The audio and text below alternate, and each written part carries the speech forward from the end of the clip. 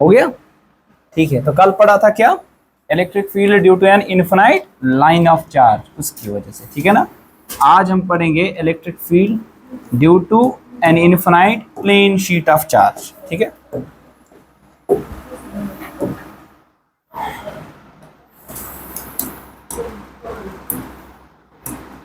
ऐसे topic electric field due to an infinite thin plane sheet of charge.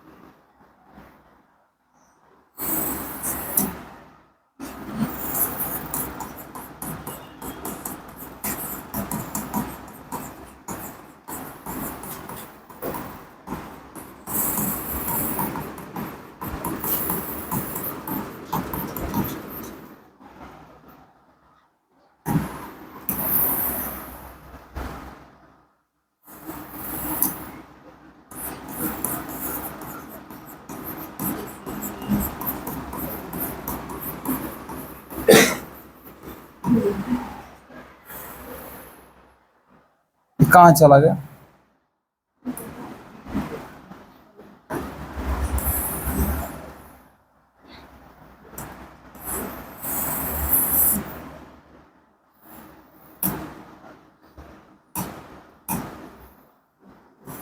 छोड़ो, ऐसे रखते हैं।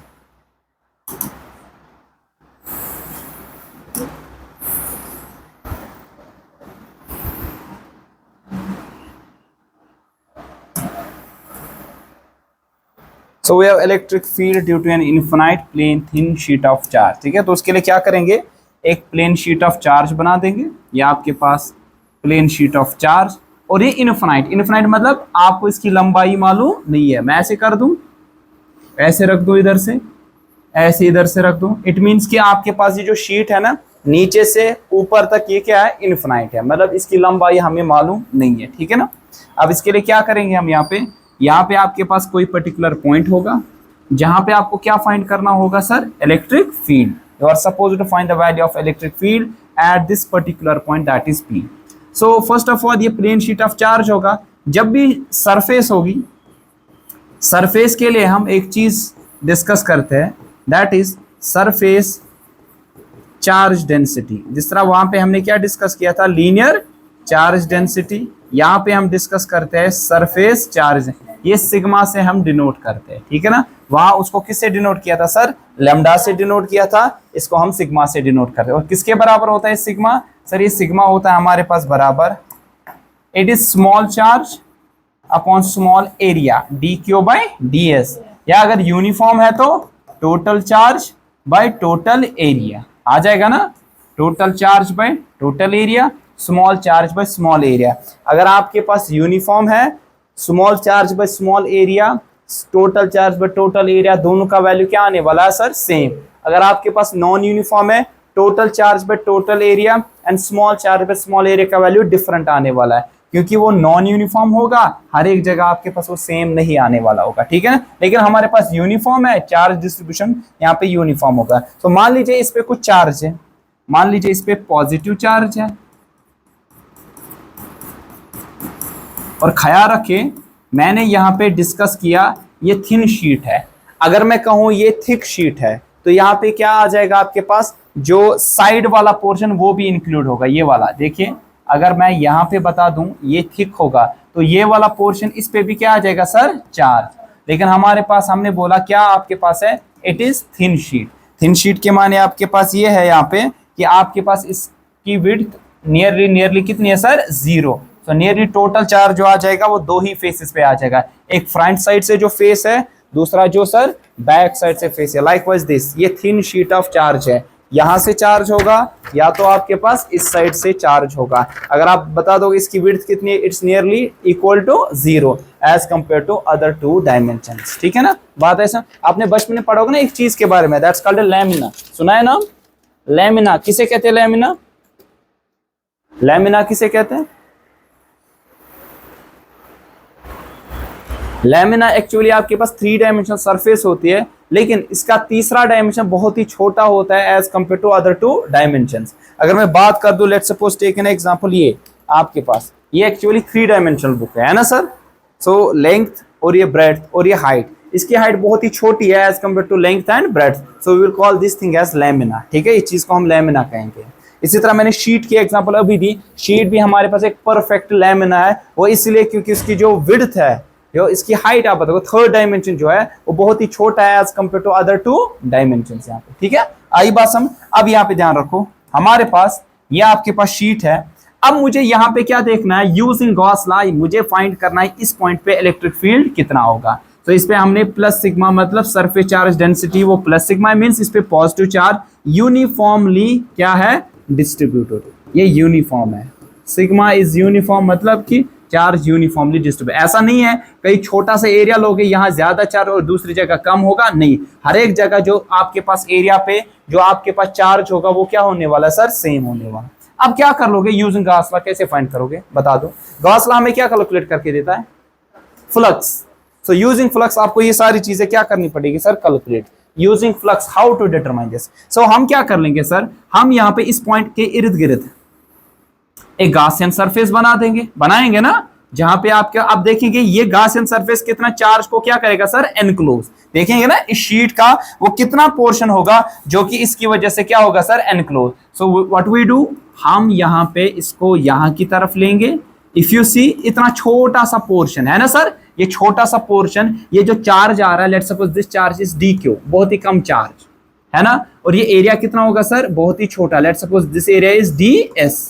ठीक है ना, बहुत ही छोटा एरिया। ठीक है, या मैं इधर लिख दूं, इधर आपको बेटर वे में समझ आ जाएगा। ये छोटा एरिया कितना होगा sir, D S. Total area तो नहीं मालूम होगा, क्यों नहीं मालूम होगा टोटल एरिया, क्योंकि ये इनफिनाइट है। जिस तरह कल क्या आपको टोटल लेंथ मालूम थी, नहीं, आपने वो सिलेंडर का एक हिस्सा लिया था है ना, गॉसियन सरफेस जो वहां पे आपके पास सिलेंड्रिकल निकली थी, आपने उसकी लेंथ को एज्यूम किया, लेकिन एट द एंड हमने देखा आप कुछ भी लेंथ लो वो क्या होने वाली है सर, कैंसल।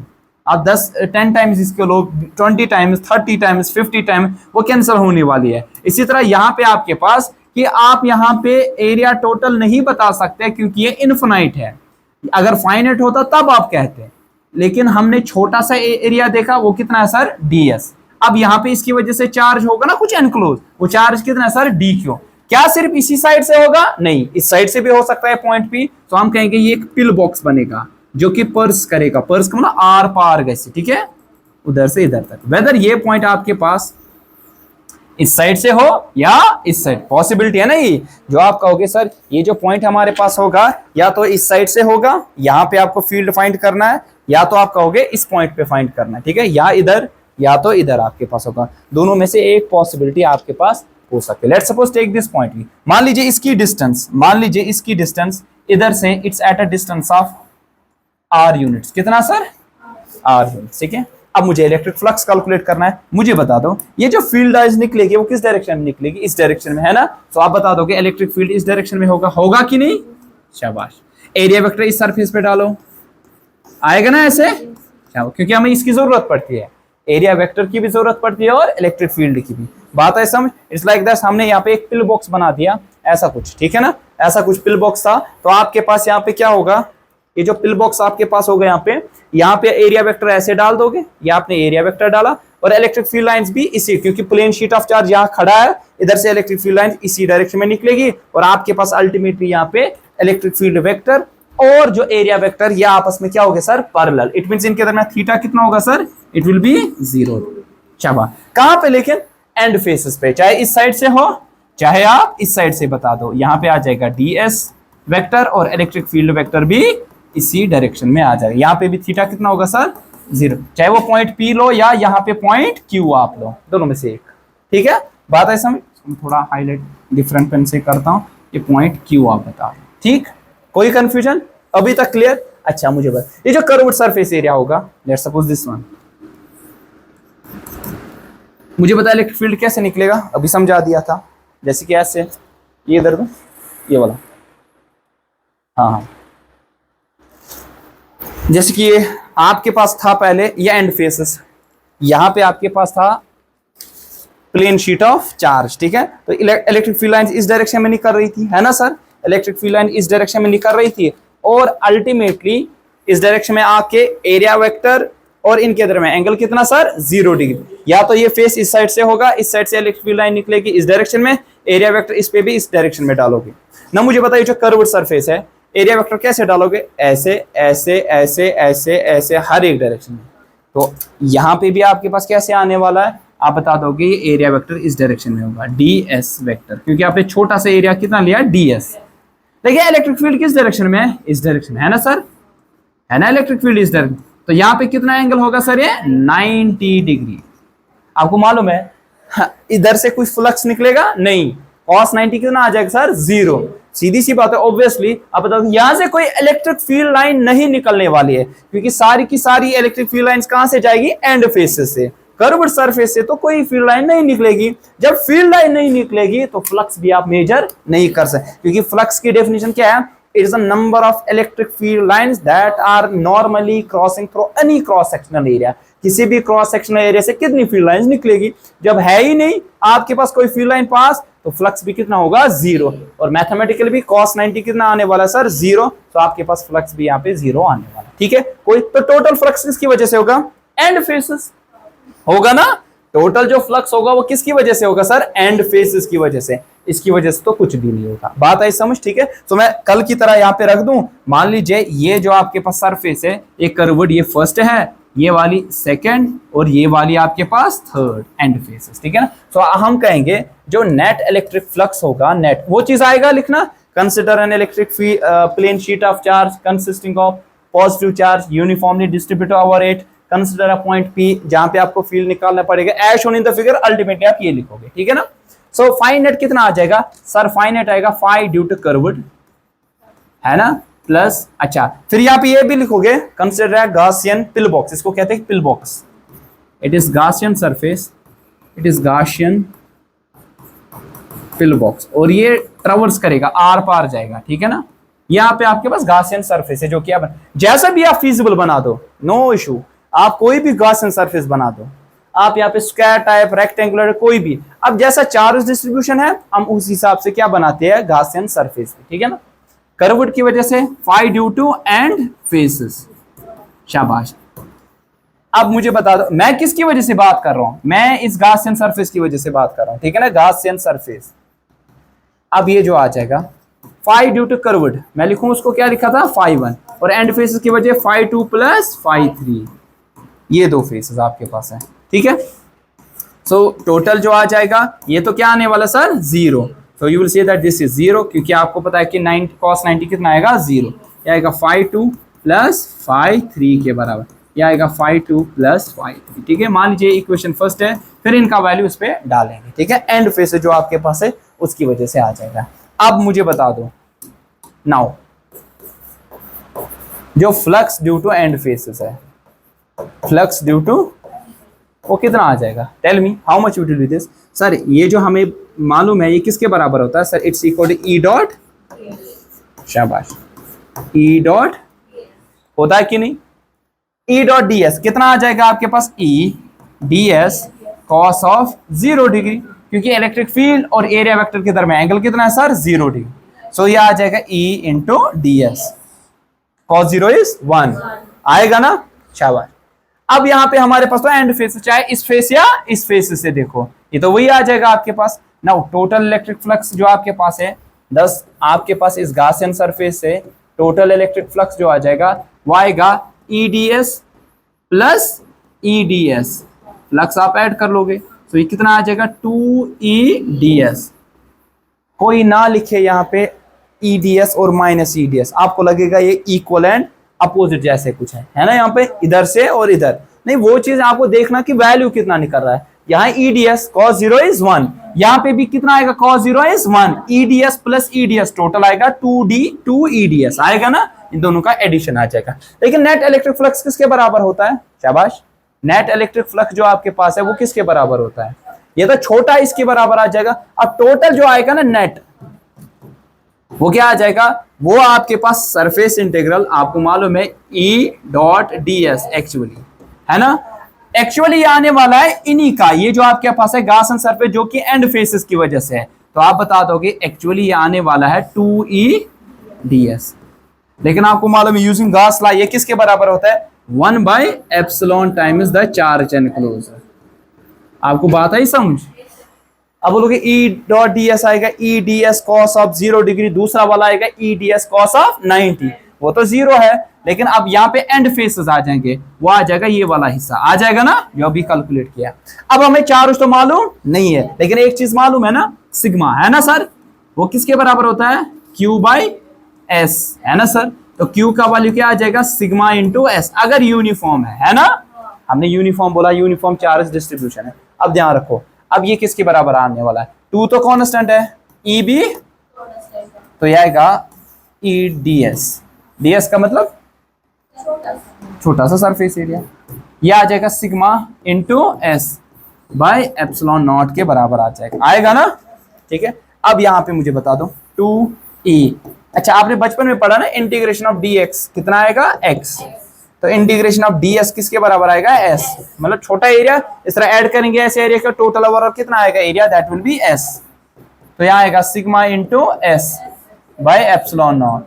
ये और ये क्या होने वाला है सर? कैंसर। यहाँ पे भी वही कंडीशन, क्या ये अब कितनी छोटी एरिया, कितना छोटा एरिया लोगे उस पर डिपेंड करता है? नहीं करता है सर, आप बड़ा सा लो। सर क्या ये डिपेंड करता है मैंने यहाँ सिलेंडर कर लिया? नहीं, आप यहाँ लेते रेक्टेंगुलर, सॉरी ये क्या कहते हैं, क्यूबॉइडल, आप यहाँ पे लेते क्यूबॉइडल लेते, या आप पैरेललोपिपेड लेते, मतलब 3 डायमेंशनल पैरेललोग्राम, उसमें भी कितना चार्ज एनक्लोज होता है, और जो आपके पास एरिया होता है इधर से दोनों क्या हो जाते हैं? कैंसिल हो जाते हैं। सो E का वैल्यू कितना आने वाला है सर? E का वैल्यू हमारे पास आने वाला है कितना? Sigma by 2 epsilon. ये आपके पास निकला electric field due to an infinite plane sheet of charge. ठीक है ना?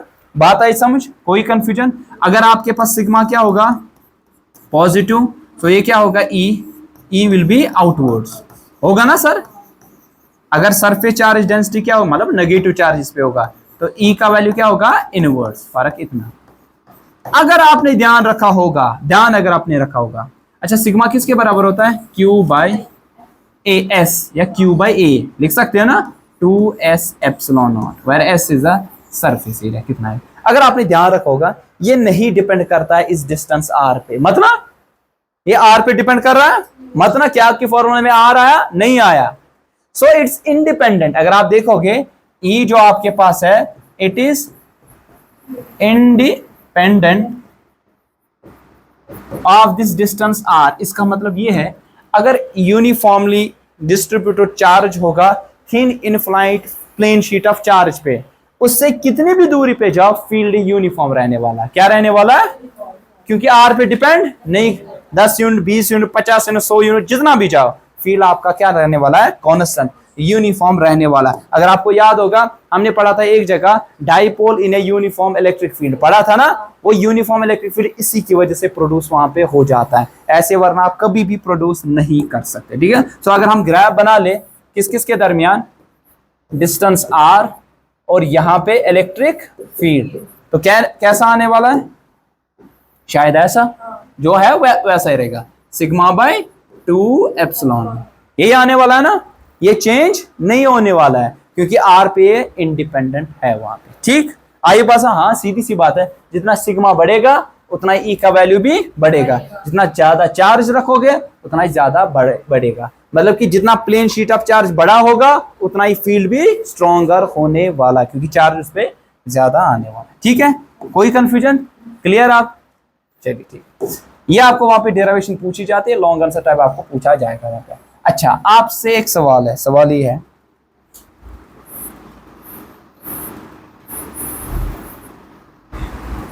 ये आपको आगे जाके इसके बाद हमारा चैप्टर कौन सा है? कैपेसिटेंस। ठीक है ना?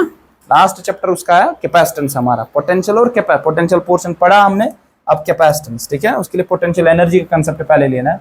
मान लीजिए दो आपके पास प्लेन शीट ऑफ चार्जेस है,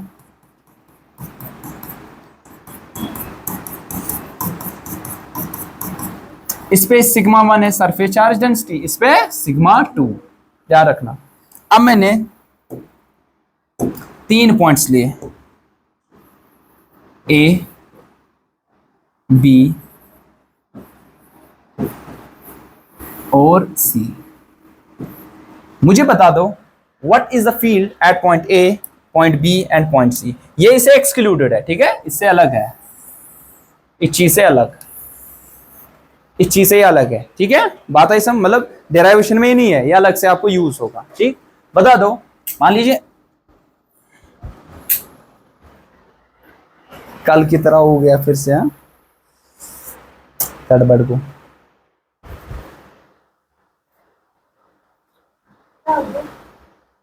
नहीं दिखा, स्विच बंद हो गया।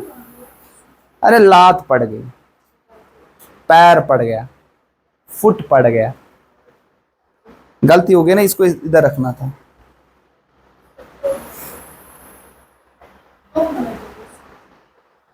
क्या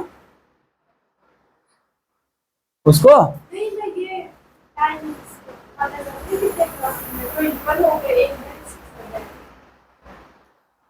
क्या हिसाब क्या शेम्स जबरदस्त तब इंसान अमिस 10 सेकंड हिसाब घर ग फजूल टाइम वुचनस मज दक्षिण खोर 2-3 घंटे मशवर करनस मज किताब वुचवा खुलाओ, मतलब तुम अजीब ट्रेंड। मैंने बच्चों को देखा यूजुअली वो क्या करते हैं, बुक्स खुलाते हैं, खोल के रखते हैं, चिटकिन थावन दरवाजास, घर क्या पाए कूर नेचु अमिस नी तो खेन चेन क्या थोकमुत या थचमुत परान ना अंदर नीट जेई ना क्वालिफाई कर थचमुत अंदर तमिस पाई क्या अंदर करान लबन वुचान डायग्राम बनावान फोन चलावान, यही करते हो ना, मेजॉरिटी तो यही करते हैं। मगर ये परान ना तिहुंद फोन घर कन हेत गो तिमो फोन 12 सीट निकलने तक फोन नहीं होता। हाँ ऐसा नहीं है कि जिसके पास फोन होता है वो नहीं पढ़ता है ना, ऐसे भी मैं दिखा दूंगा फोन हो के भी बेस्ट वे में पढ़ते हैं, लेकिन डिस्टर्बेंस नहीं होती है। तो ऐसे सोशल वेबसाइट हर कोई पे अकाउंट आज ना, वो इंस्टाग्राम हो, व्हाट्सअप हो, फेसबुक हो, स्नैपचैट हो, क्या क्या बलाए हो, हर एक पे होता है। फुर्सत है ना खुद कदर घंटे दिन, इसके लिए 1 घंटा, इसके लिए 1 घंटा, जरूरी है ना, अकाउंट बनाया है, देना है ना आपको टाइम। लेकिन पढ़ाई के लिए जब 15 मिनट आते हैं अच्छी नींदर खसा, अगर न कहीं नींदर आज खस कॉपी दिन बित उसको नींद खुद ब खुद आ जाएगी, है ना। ये तो कॉपी छो रटमुच, जब भी आपने कॉपी पकड़ी है ना,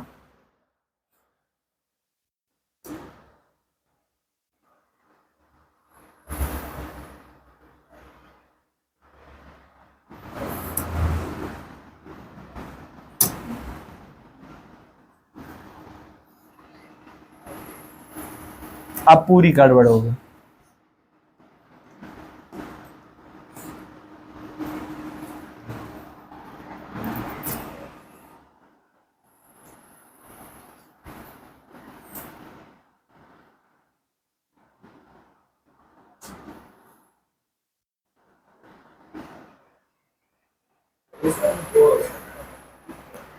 हाँ कर सकते हो, नहीं आ जाएगा, आ गया, फंस गया, अब पूरी गड़बड़ होगी। इसके लिए आपको पूरा वीडियो देखना पड़ेगा। आप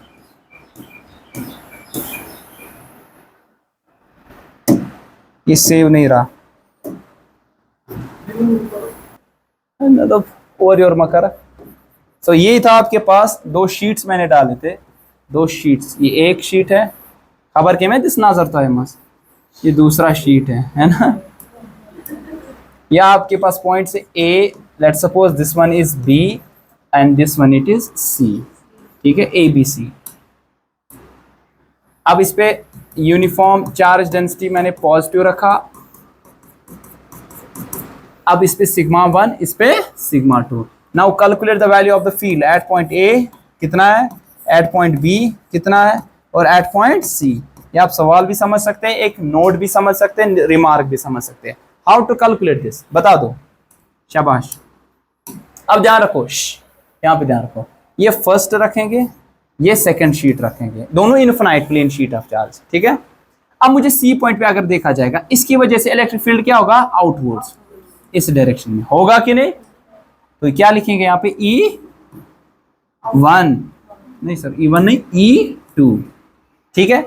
अब यहाँ पे बता दो इसकी वजह से क्या होगा, इस पॉइंट पे आउटवर्ड्स पॉजिटिव चार्ज है ना, पॉइंट चार्ज को क्या करेगा, रिपल, मींस यहाँ पे भी आउटवर्ड्स होगा। सो E1 भी इसी डायरेक्शन में होगा कि नहीं। अब मुझे बताओ E1 का वैल्यू फर्स्ट ऑफ ऑल कितना होगा, E1 का वैल्यू कितना होगा बता दो। E1 का वैल्यू किसके बराबर होगा, सिग्मा 1/2 एप्सिलॉन नॉट। E2 का वैल्यू कितना होगा, सिग्मा 2 बाय, आपने पढ़ा ना अभी, plane thin sheet of charge की वजह से कितना होता है electric field, it's equal sigma by 2 epsilon naught, ठीक है।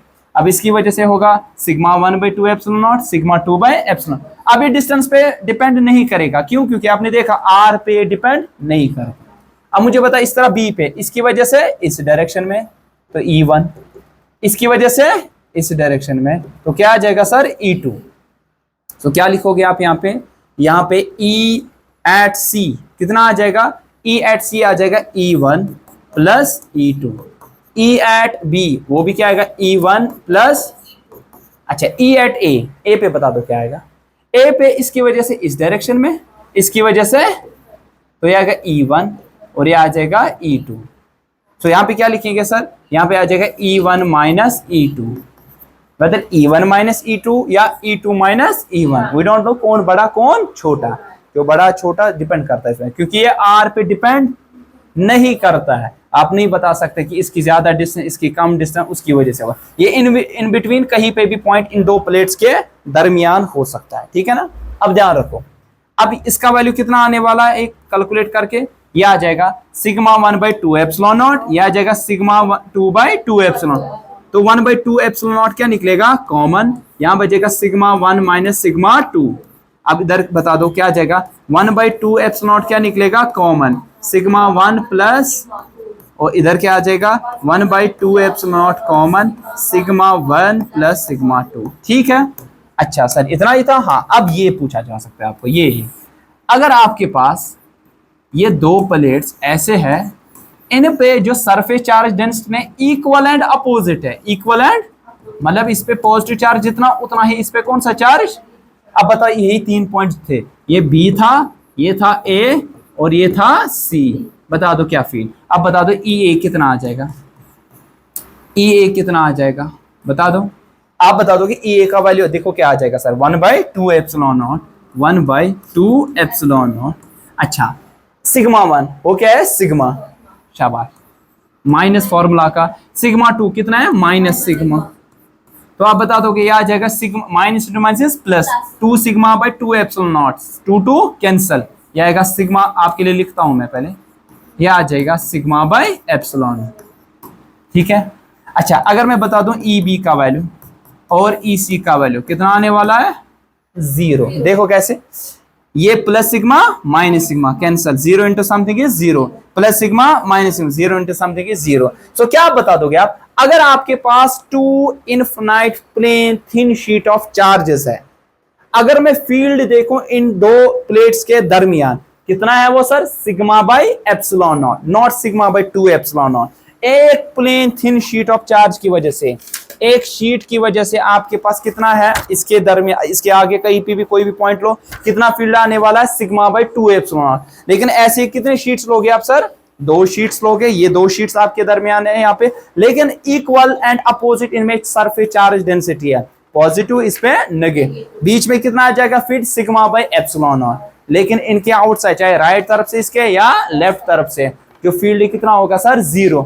सो मैं कहूं ये पूरा का पूरा फील्ड किस में कन्फाइंड है, बिटवीन द प्लेट्स, है ना, पूरा का पूरा फील्ड जो कन्फाइंड होगा वो बिटवीन द प्लेट्स होगा, ठीक है ना। इस अरेंजमेंट को हम कहते हैं पैरेलल प्लेट कैपेसिटर, क्या कहते हैं, पैरेलल। पैरेलल तो आपको मालूम है, पैरेलल ही रखा, 2 प्लेट्स है और इस अरेंजमेंट को कहते हैं हम कैपेसिटर, ठीक है ना। ये क्या होता है आने वाले वक्त में आप समझोगे, वहां पे हमें कैपेसिटेंस के बारे में पढ़ना है। वहां पे ये 2 मेटल प्लेट्स हो गए, सेपरेट बाय सम डिस्टेंस, इनका कुछ एरिया क्रॉस सेक्शन होगा और अल्टीमेटली इनके दरमियान जो फील्ड होगा वो कितना होगा, तब हम यूज करेंगे कितना होगा वो, सिग्मा बाय एप्सिलॉन।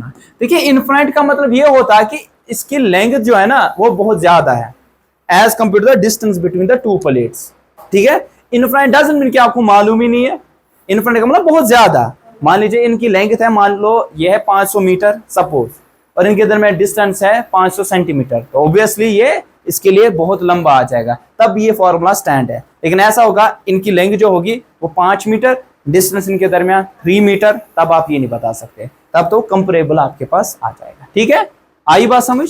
गड़बड़ चा समझ आवा? क्या है समझ? बाकी इसमें कल देखेंगे। ठीक है, ये बंद करो।